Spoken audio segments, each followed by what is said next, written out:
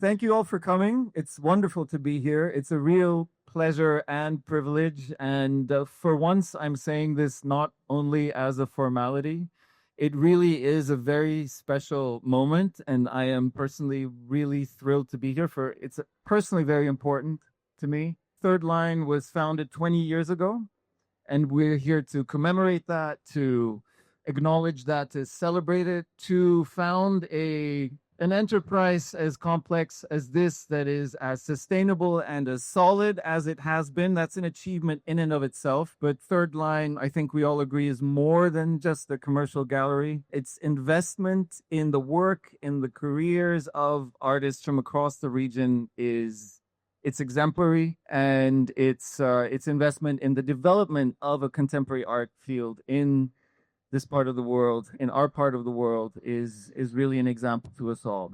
So I'm thrilled to be here. My name is Tirdad Zolghadr. I am a writer, curator, arts educator. I first met these three friends who I will introduce in a second in the early zeros, just when Third Line was still just the subject of conversation. It hadn't happened yet. And I am a member of the curatorial team at MYTHIC, Arab Museum of Modern Art. I will be moderating tonight's event. I'll be asking a few questions, not for too long, because we're going to have to compete with the atmosphere downstairs. Allow me to first very, very briefly invite the three of them, and then we can dive right in. I'll start with Shumon Basar to my right, who is, first of all, he's the curator of the exhibition downstairs, and we'll be speaking about it extensively during this conversation. But he's an accomplished writer, publisher, curator, also a moderator. It's particularly his role as part of Bidoon magazine and as director of the Gulf Art Forum at Art Dubai that he was able to stay in close touch with the Third Line team over the years, over the decades. And I'm very, very glad that he can be part of this conversation tonight, as he's a key compagnon de route, a companion along the way over the years. And there will be more chance to talk about our individual motivations and accomplishments during the conversation.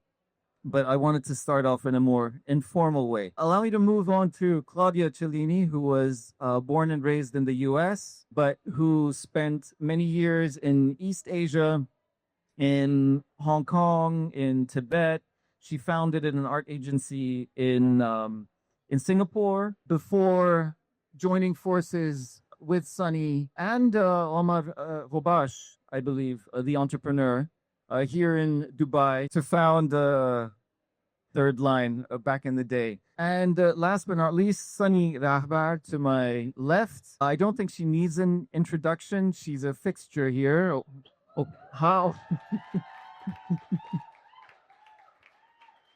I was going to say something like, born and raised in Dubai, went to the US, studied there, came back, founded Third, but I think that's all kind of superfluous. I think that we all know and appreciate Sunny and her investment in the development of an art field here in our part of the world. And she is appreciated for this far beyond Dubai itself. I'll start with a very simple question, maybe a historical question. Could you describe the Dubai of 2004? Could you describe what was around, what was missing, whose shoulder were you standing on when you decided to move forward with, something as extremely demanding as establishing a new commercial gallery? Thank you. Thank you, first of all, for everyone for being here. I'm so overwhelmed with joy and excitement, and but I feel so happy that you're all here, and it really means a lot to me. Thank you. So in 2004, before 2004, in 2001, right after 9/11, when I moved back from New York, and a lot of my friends who grew up here, we call ourselves Dubai kids because we're like the children of expats that grew up here. But so we feel very much from here, but we'd all gone away to university, and I think we're the first generation of kids that went away and then came back. Some, not all. And we basically came back with all these ideas and things that we had seen, in wherever we went, places like New York, London, Montreal, Beirut. Many people went back to Beirut to study. And we came back to Dubai thinking, well, it's really lacking many things because it was a great place that we grew up in, but it now wasn't a great place that we felt, could offer, things in terms of culture, in terms of, music, just fashion, everything. Like we felt like we didn't have the places that we wanted to go to. So myself and a bunch of other friends that had come back started to do something about it. And we were in our 20s, I mean, I'm 20 now again, but like, I was like, my first round at 20s. And then, we were kids. We came back. We were like, let's do something. So we started to do events, parties, gatherings, and and there wasn't much going on. And we thought we were the only ones that wanted to do things like that. But actually, we found out that many other people also wanted to do things like that. And the parties were getting bigger. The venues were getting more packed. There was an interest. There was a real interest. I always did the art part of things because that was always my interest. But we had friends that were into music, like DJs or bringing DJs out. There were people into fashion. And then our friends, so this is like now 2002, 2003, our dear friends, Shihab and Shahi Hamad, and Shihab is in the crowd tonight. They opened an amazing space called 5 Green. And 5 Green became, I would say, the first space that actually hosted. It was sort of like a multi-brand, like a store, like what do you call them? Like a concept, like a concept store, which we also didn't have here, And they're bringing out amazing fashion designers and fashion that wasn't here. And then there was a little space in there that was kind of like a gallery, and they were so kind to let me curate shows there. And we were extremely young and passionate, and we really thought that we could change the world. And so this space became really a home for all of us at that time. That was the beginning, really. So when you ask how was 2004, it was really, for me, the beginnings of some kind of a, underground, maybe, scene developing. And, but we never imagined we could open a gallery and that it would be successful. But yeah. No, obviously I didn't grow up here. I wasn't from here. And I think after 9/11, the politics that sort of got unleashed. I worked in art in East Asia, and there had been a bit of a renaissance with the Chinese art scene and sort of a breakthrough with identity. And I was naive, and I really wanted to go to the Middle East, and I wanted to go to, but to me that was Beirut or Cairo or Tehran. And so I, had friends that were going to be in Dubai, and I thought, okay, I'm just going to go there and try to see how I can get somewhere else in the region. And exactly what Sunny is saying, I arrived here just for a few days and was blown away by the energy. And, you could just feel that so much was going to emanate from this place, but was already happening. It was already like in the works. It was an exciting time in many places within the region. I remember a comparable atmosphere in Tehran as well, but you mentioned 9/11, so this was also in the air. Could you just say just a few more, either you or Sunny, a few more words about that? Because I know that was also part of the conversation, part of the motivation for investing in certain things here. I think for me as an American, quite ashamed by the events that took place in the wake of 9/11. I felt that there, like again with the Chinese contemporary art scene, the misrepresentation or the lack of representation or the utter silencing of voice was so troubling, and it was deliberate.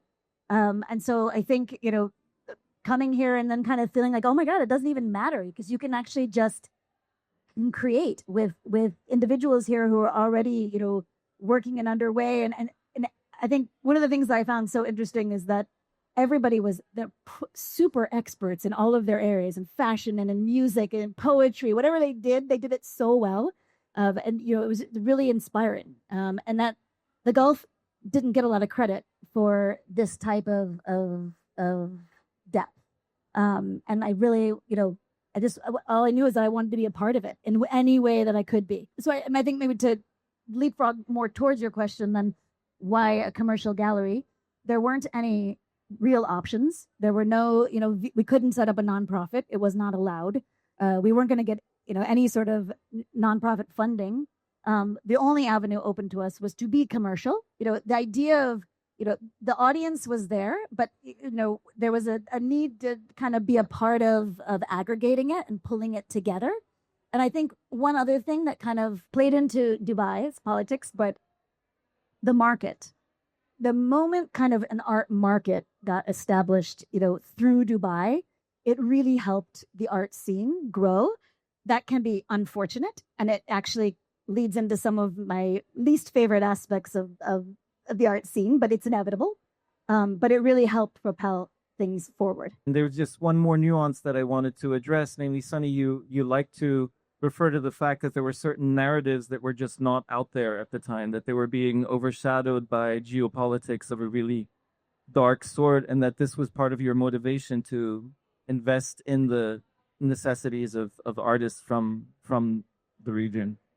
Yeah, no, I mean, so I was in New York when 9/11 happened. So 9/11 for me was like a major, and I'm sure for everyone, but for me particularly, I was in New York. I was working at a gallery there. I was going to shows. I was very interested in art already. So I was like always going to everything. And I was noticing already that there was very little representation of, our stories, Arab, Iranian, Middle Eastern, South Asia, I mean, the whole region. And I was, but it didn't really dawn on me until 9/11 happened and we're in New York. And suddenly, literally, within hours, there's like a huge shift in the way that people are treating. Like I had a bunch of my friends with me, Arabs, Iranians, and suddenly they felt very afraid to be in New York, and they were printing like American flags on their shirts to show that they are patriotic, so that they wouldn't get beaten up because they had their facial hair. They look like they look like you, yeah. With a beard. They shaved their beard. But the point is, it was suddenly this and we're like all terrorists, we're bad people, we should be hated. And I realized in that moment, I said, our stories are not out there. The narrative is one way, and nobody knows who we are and who's going to tell these stories better. But the last truth sayers, artists, and I still believe that. And so that was what the world we're in then. And so I came back to Dubai at the end of 2001, and I found my friends. And like Claudia said, Dubai was sort of just beginning. There was like an energy, and it felt truly like you could do anything that you really could, wanted to do. And it was like the perfect space within the region that was able to host others from Iran, Syria, Beirut, Cairo, all of these other places that were maybe less accessible. I wanted to stress that because things have changed to a degree. There are the representation of artists from this part of the world has changed for the better, and we should celebrate certain successes. We'll be talking about darker aspects of today's moment later, but I think we should also cherish what the work that has been achieved, and I think you guys played a key part in that. Shumon, downstairs in the timeline that you sketch out for us, you put in one very momentous event, which was your arrival in Dubai, the most important for the yeah, it was the world before I arrived here. It's a bit. And was the world after I arrived. It's a bit lopsided. It kind of overshadows the rest of the trajectory in there, so it is what it is. But your show is really invested in a very elegant way in trying to contextualize the world in which those artworks emerge. And when we were brainstorming for this conversation, you pointed out all these different key moments, all these other, not just historical events, but institutions which are celebrating their 20 years. And maybe I'm also using this as a segue to talk a little more about your show, but maybe you could talk about the thinking that went into that and talk about your research that you conducted into trying to map these last 2 decades. Well, like you said in your introduction, Tirdad, this is also very personal for me. And, quite selfishly, perhaps, I'm using this opportunity to also look back on 20 years of my life. And my engagement and my shift of what I call cognitive coordinates. And I think it cannot be overstressed how consequential like the events of 9/11 were on this part of the world. Simply at a technical financial level, right? Like money from the region could no longer go to America. It had to go somewhere. And, you know, we're better than Dubai, for example. And, you know, I landed here 2nd of December 2005, you know, just after, you know, the first political march I ever went on was in London in February the 15th, 2003. 1 million people march against the forthcoming invasion of Iraq. And so the formation of my political consciousness really happened in that period. And there was a sense, such a strong, palpable sense that, as Sunny said, that, you know, after the fall of the Soviet Empire and the new spectral enemy in kind of meta-historical terms were people that looked like us, with names like us, and with the religion that many of us share. And to then land here and see a place that was so kind of rabidly invested in the future, but in a future that wanted to hold several things together simultaneously. You know, this great definition by Scott Fitzgerald about, you know, true intelligence is the ability to hold two contradictory positions at the simultaneously and still retain the function of thought. And I've held contradiction, like productive contradiction, is so important to me, you know, like to be Muslim and to be modern, to be sort of traditional and archaic and futuristic at the same time. And so that sense of a place that was going to build a future based on what anyone else would consider like sort of dysfunctional contradictions, it kind of turned me on. And, you know, and what started as a sort of week's visit with a bunch of, you know, amazing, wonderful students from the Architectural Association, I ended up meeting people, and they and the place changed the formatting of my brain. And what happened, what was so important for me, but I think also for the rest of the world, was the idea that the 21st century was clearly going to belong to the East and the South and the West, right? The West. And so these 20 years are consequential in so many ways, because last year was 20th anniversary of Bidoon magazine, which and Sunny co-founded Bidoon with Lisa Farjam. Tirdad was right there pretty much from the beginning. You know, I joined, many Bidoonis here. We have the 20th anniversary of Third Line. I'm preparing the 20th anniversary of the Global Art Forum and about Dubai next year. You know, the Saadiyat Island was launched 20 years ago next year. And, you know, the Guggenheim Abu Dhabi is on the brink of happening. It's taken 20 years. So many, you know, Frank, he takes his time. So what I think it's so important, what I want to do, well, one of the things I want to do here is remind us that the landscape that we see now, the incredible institutions, the flourishing audiences, that not just happening here, but throughout the region, but also exported out into the world. If you think about all the Middle Eastern departments at museums that didn't exist, they simply didn't exist. And they would not have existed without the efforts that were done here collectively. And so the seeds of those flourishings were planted 20 years ago. And it gives, you know, I feel extremely humbled to have been part of that with a set of collectives of minds, of curiosities that had no idea where that was going to go, whether, you know, a gallery is going to last a month, a year, 10 years, or nothing, no. And that sense of kind of applying yourself to a situation that rhetorically you could say, you know, this is a blank slate, we're going to start things from scratch, which of course is a complete lie, right?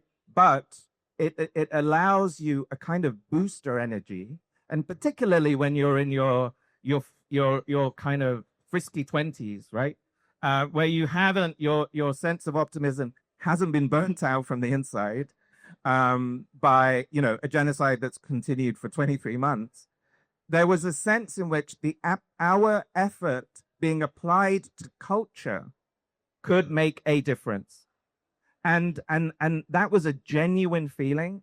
And it seemed to happen at a time where a number of individuals like us who have, I hate this term, but it's relatively accurate, hybrid identities, right? We're not one thing, we're many, many things.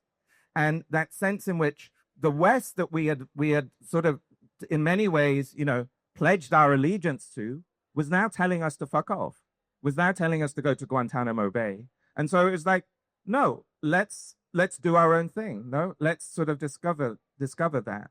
And so for me, yeah, these 20 years are extremely important because the kind of the world that we live in, the kind of reality that we're condemned to, as I say, the kind of the coordinates, and whether that's technologically, the first iPhone with 2007, right up to OpenAI launching ChatGPT just like 2 years ago this November, right? The very fabric of our kind of neurological realities were set in place in these 20 years. And so I'm using the exhibition, again, to, on the one hand, celebrate, glorify, I think, all of the wonderful artists and the work that the gallery has done. But as you said, Tirdad, to situate this, in the multiple contexts and remind us that we have gotten here for and so these 20 years are consequential in so many ways, because last year was 20th anniversary of Bidoon magazine, which and Sunny co-founded Bidoon with Lisa Farjam. Tirdad was right there pretty much from the beginning. I joined, many Bidoonis here. We have the 20th anniversary of Third Line. And I'm preparing the 20th anniversary of the Global Art Forum and About Dubai next year. Saadiyat Island was launched 20 years ago next year. And, the Guggenheim Abu Dhabi is on the brink of happening. It's taken 20 years. So one of the things I want to do here is remind us that the landscape that we see now, the incredible institutions, the flourishing audiences, not just happening here, but throughout the region, but also exported out into the world. If you think about all the Middle Eastern departments at museums that didn't exist, they simply didn't exist. And they would not have existed without the efforts that were done here collectively. And so the seeds of those flourishings were planted 20 years ago. And it gives, I feel extremely humbled to have been part of that with a set of collectives of minds, of curiosities that had no idea where that was going to go, whether, a gallery is going to last a month, a year, 10 years, or nothing, no. And that sense of kind of applying yourself to a situation that rhetorically you could say, this is a blank slate. We're going to start things from scratch, which of course is a complete lie, right? But it allows you a kind of booster energy, and particularly when you're in your frisky 20s, right? Where you haven't, your sense of optimism hasn't been burnt out from the inside by, a genocide that's continued for 23 months.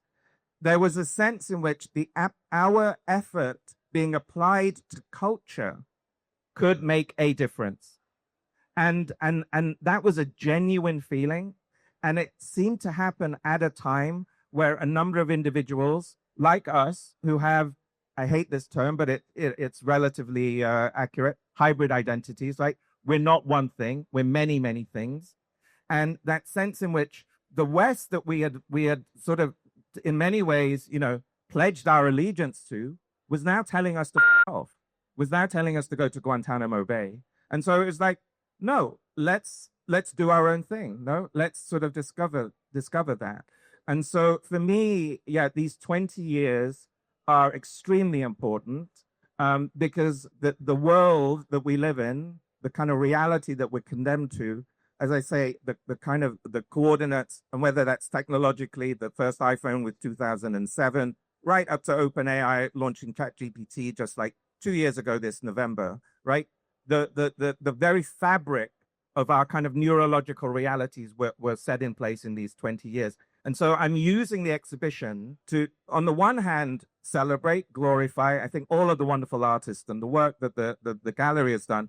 But as you said, Tirdad, to situate this, no, in the multiple context and remind us that we have gotten here for very specific reasons. There's nothing accidental about it. That was very well said. As mentioned, I wanted to go into your show, but if you don't mind, because this was very, very both eloquent and helpful, what you just said, and maybe we could kick that can down the road just for a second and address another question before we get to the exhibition, which has to do with, you know, the fact that, you know, we are in a commercial gallery in Dubai and you can say the West and get applauded. This would not have been the case 20 years ago. I think that things have changed for many of us. And this obviously has a lot to do with the genocide that has been unfolding for 23 months, but other frustrations which have been bubbling along the way.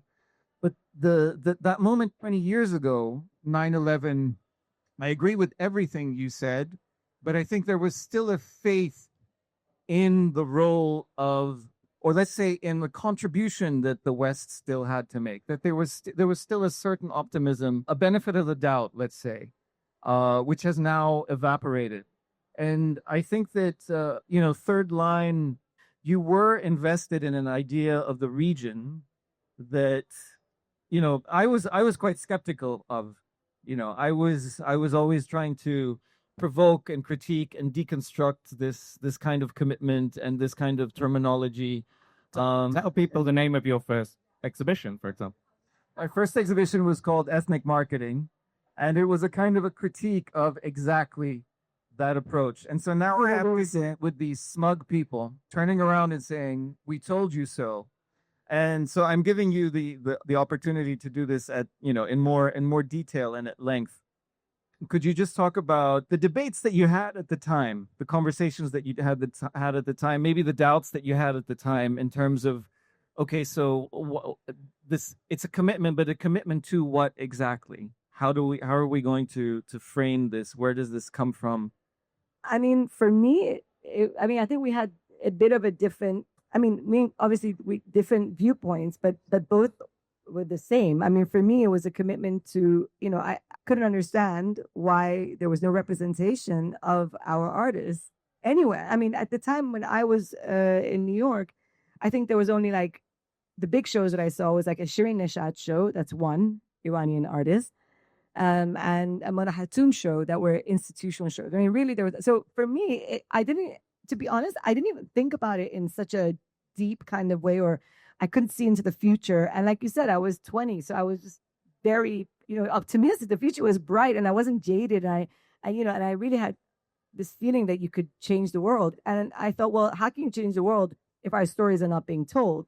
And that's really, and I just went seeking out artists, and I didn't care if they were all Iranian or all Arab or all Muslim, or I mean, it didn't matter to me because I was like, there is so that I was always so excited to find an artist that, you know, that I could relate to as well. I mean, that was for me what I felt, you know, necessary. So I didn't, but we did get pushback even from our own people because we were very used to being validated, and actually this has changed now by the West. So even though you were an artist of Arab or Iranian origin or from, you know, the East, you didn't make it until you were shown at, you know, the Guggenheim, New York, or the MoMA, or like these Western institutions. And that was something, I mean, even us, we went to do all these fairs in London. Frieze London was one of the first, Basel, Miami. That gave us legitimacy. Like we were still programmed.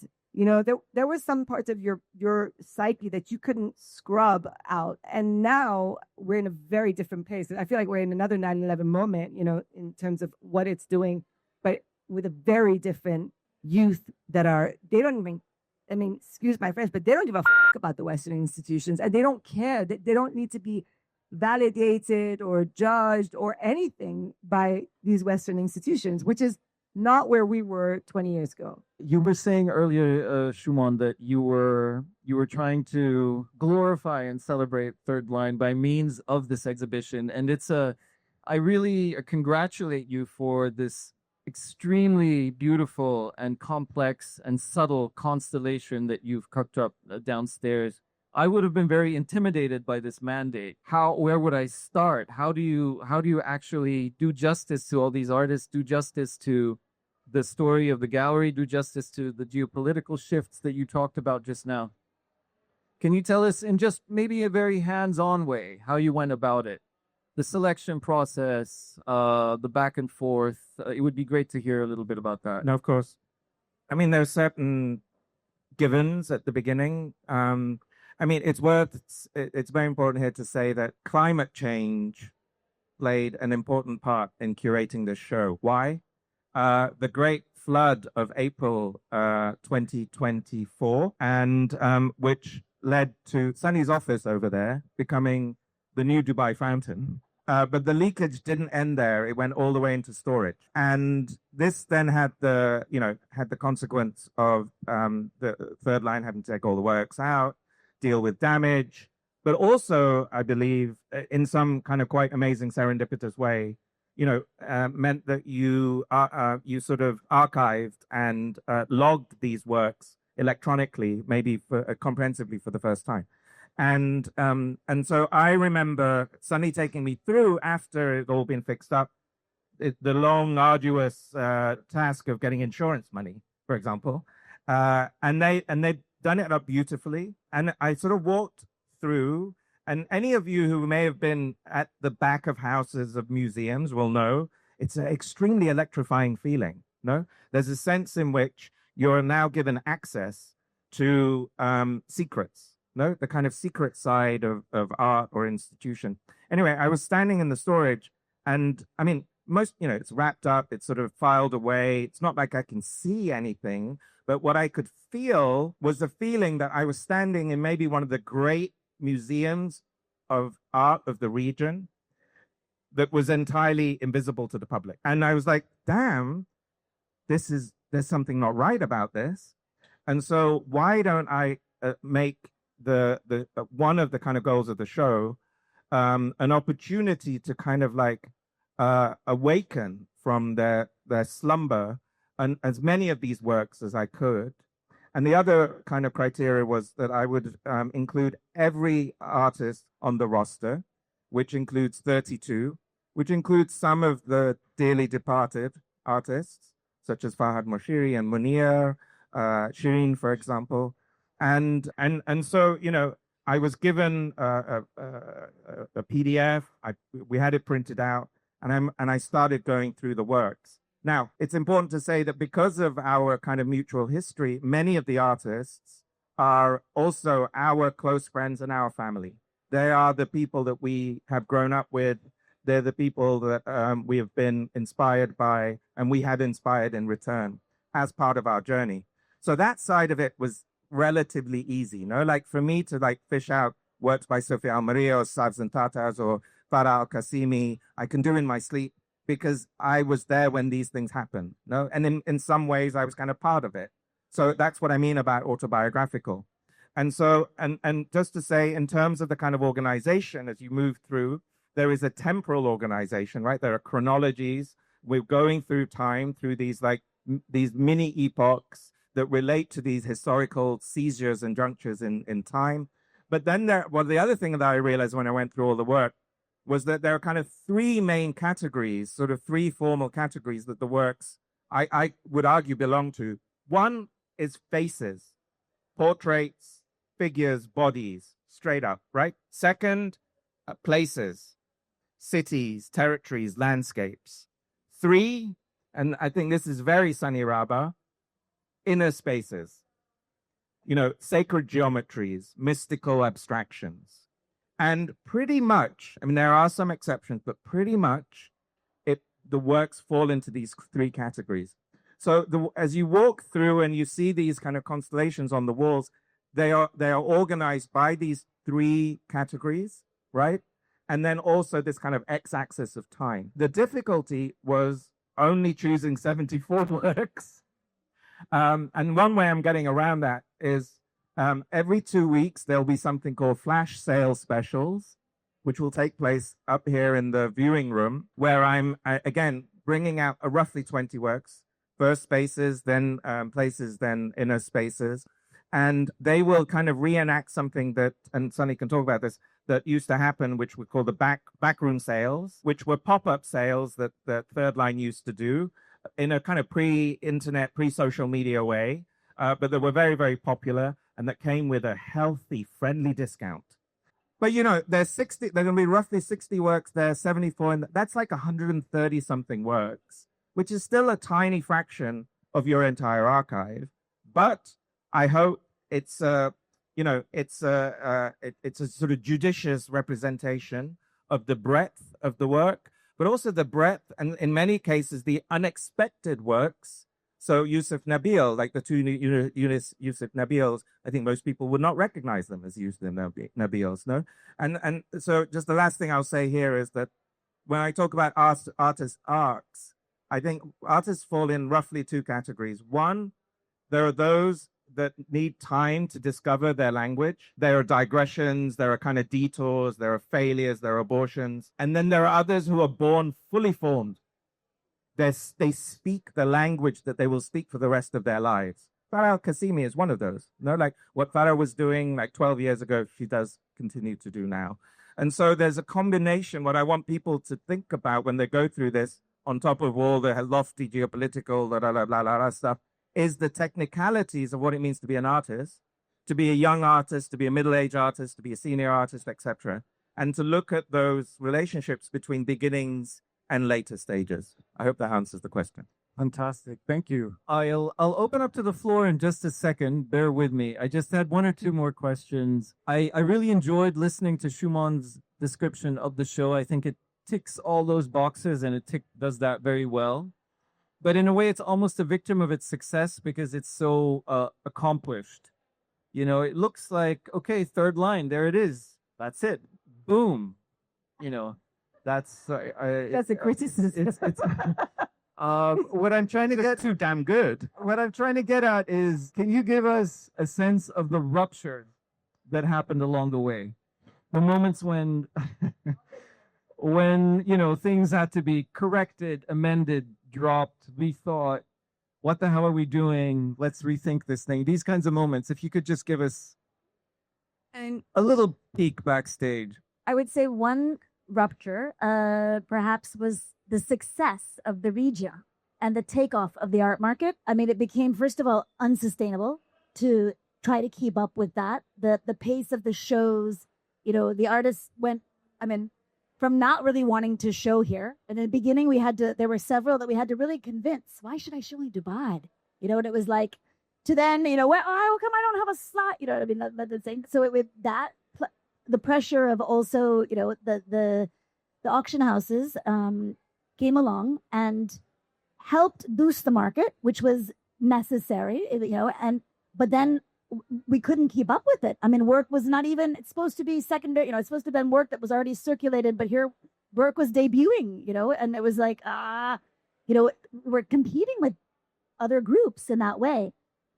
So we almost had a little bit of relief when the crashes came, because it allowed us to regroup and to kind of figure out, the toll it takes on your life personally to some extent.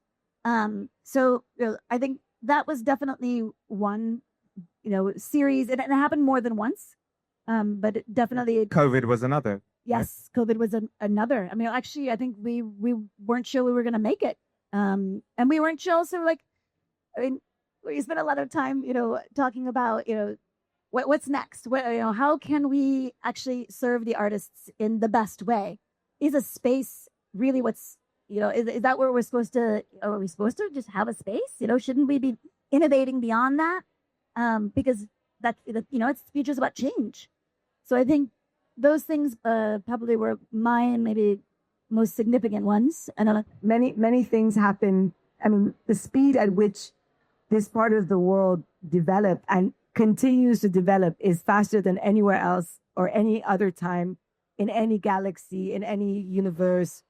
Full stop, right? So we started in 2005, and already by 2007 there was an art fair, there was every auction house, there was we had artists that we were selling in Farhad Moshiri in our gallery for $10,000 and then at auction going for $1 million. And we were like, wait a second, what's going on? But this was the pace of Dubai. And it's true, every financial crisis or, COVID or rupture, or like you said, actually was an opportunity for us to breathe and slow down. But yeah, I think the success of the region would sometimes become the problem in it of itself. I just wanted to ask one more question, a difficult question, before I open up to the audience. And I want to thank you for your patience as we compete with the screaming downstairs. It's the what's next question, which many of us asked when COVID happened, and then we kind of got back to business as usual and buried that question conveniently, almost all of us. But now with the political circumstances around us, a lot of us in arts and culture generally are finding ourselves really face to face with more fundamental challenges to our practice. And a lot of the tools of our trade seem to be a little more blunt or even useless compared to the beginning of the ongoing genocide. And every time this is addressed in these kinds of situations, there's a certain awkwardness inevitably because it asks impossible questions of us. But I did want to raise it here because, 9/11 was a very dark moment, and its aftermath, in its aftermath, you managed to instill a really strong sense of productive optimism despite everything. And I think many of us managed to do that. A lot of the projects you were involved in too, Shumon, were really invested in this kind of dogged persistence that, all the more, actually, this is all the more our historical moment. But now that things are darker than we'd ever imagined, what is next? Do we have a sense that younger generations, the ones you mentioned, they are learning from our mistakes, that they're building on our successes, building on our foundations? Do you have a sense of that? Do you have a sense that you need to rethink your tools? Maybe I should think for myself, speak for myself. This need to rethink your tools of the trade, is this a sense that you share? Maybe you'd like to speak to this question, as difficult and thorny as it is. I think for me, one of the material that's in kind of where the snacks are, I found we never really analyze. I was kind of surprised. Our median age is 48. 0.8. Okay, thank you. And I was like, wow, that's older. So I think it's kind of in my own mind, I'm like, okay, maybe we need to also reflect younger. One of the things in the lead up to this show that I was showing someone in Italy where I spend a lot of time now. I was really proud. I was like, yeah, I'm going back to the gallery's 20th anniversary, and I just showed them a snapshot, and I was like, oh, the title's The Only Way Out Is Through. And they just had a puzzled look on their face. And I was like, because it's so bad right now. And anyway, so I think for me, like amplification, I think that, again, nothing that no baked ideas. I have no idea. I hope that we're having a 40th anniversary. But yeah, he is definitely carrying it. But I think that, those are just two things in my head. Youth and amplification are absolutely necessary. I don't know how or what we do, but anyway. I think so. Right after we almost died in COVID, so that was very near. In terms of the gallery, almost used to exist, and that would have been 15 years old then. And I remember thinking, that's enough. 15 is good. Like that's a lot of time, And so it's fine, But anyway, it didn't happen because the art gods had other plans for us. But I remember thinking, if we're gonna continue, then it has to be back to where we started, which was like the sense of community, like doing more of these kinds of things, bringing us together, being closer to one another, speaking more. Because I felt like we had just gone off the rails and we're just doing a lot of things and traveling a lot and doing art fairs and this. And that. It was a lot of leaving. And I said, and I remember saying to Claudia, I was like, I think we should just stay put in the region. And I think that that's exactly what we should continue. And yes, of course, the youth now is a completely different youth to to us when we were in our 20s. And I am very curious about all the up and coming artists that are making work now. And honestly, I think there's a different, completely different breed, a way of thinking that is happening in the minds and the hearts of artists from this part of the world now. And I'm so excited. I mean, I feel a bit old, but hopefully, I can still impart some of my knowledge and meet these great artists. And I would like to work with them, of course. But I think coming together, being together, staying close, and as Claudia said, amplifying what we are already doing, that for me is definitely the future.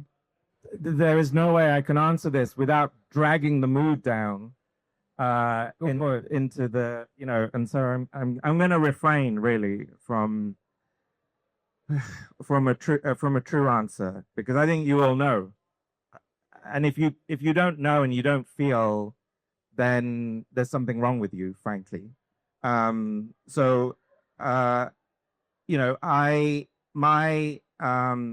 focus has not been on the art world at all, pretty much over the last 23, nor has it on most things that used to give me any pleasure or joy. And not only because there's something like, oh, it's not important. No, it's even more than that. All of these institutions are complicit. And we have seen now their true colors, and we can never unsee them. And so, frankly, I feel utterly alienated. And so, and I saw, I think, Jenan Matari today, she'd been approached by the New York Times to contribute to a piece and politely said, "F off." Up to 2 years ago, if I had done a book, as any author would feel, the number one thing is to get a review in the New York Times. That I would not want them to review my book, nor the BBC, right? Or any of these kind of institutions. So I mention this, and it is related to here and to us, because who we choose to not be with is as important as who we choose to be with now. And whilst numerically the number of people who we choose to not be with is probably far greater, that actually tells us how important the people that we do choose to be with are. And whilst, but we know these numbers are shifting. The Overton window is shifting. It has shifted like never before. And if it wasn't having any effect, the amount of money spent on Hasbara wouldn't be going up the way it is. But at the same time, we are witnessing things that our brains and our eyes and our retinas are simply not designed in any way or form. We're living through forms of moral, ethical collapse that lead many of us feel paralyzed. And so the question of what can art do? There was a lovely benefit gig last night in London that Brian Eno organized, and honestly, God bless them. But yes, at the same time, celebrities that are now piping up after 2 years for things that we knew after 2 days. I won't go into details, but Tirdad has himself undergone the sort of brutal end of all of this, the kind of epi effects, right? And so when I talk about Gazification is a verb, and it is a condition that starts in Gaza but reaches the entire world. And the question that whether I have faith in art and in culture anymore, frankly, I don't, but I continue to have faith and belief and love for people, right?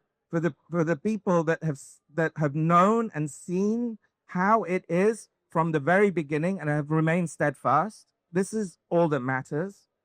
And on that, please, if I may, I just really need to thank people, and it's probably the right time to liberate you from this hothouse up here. And thank you so much for your patience. But I really, really need to just very quickly thank my collaborators, Vivek, aka 𝐓𝐢𝐫𝐝, for his graphic design and his infinite patience.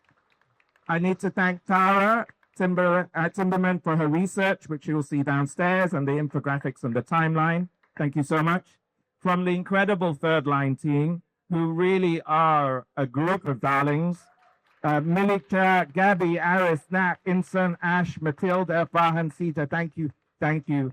To all the third line artists who have become friends and sources of inspiration, thank you very, very much. And most of all, Sunny and Claudia for bringing us all together for all these years and for their total trust in me. Many of us have had our minds and hearts elsewhere for the last 23 months, oscillating wildly between rage and despair. I just want to end on a few words that I've written for a forthcoming book, which you must all get. It's called Love is Resistance, and it's been put together by our dear friend and comrade Aya Musawi. And so I write, quote, "To love here is to refuse erasure. To resist is to remember, and to remember is to make sure the world cannot pretend it didn't see." Thank you.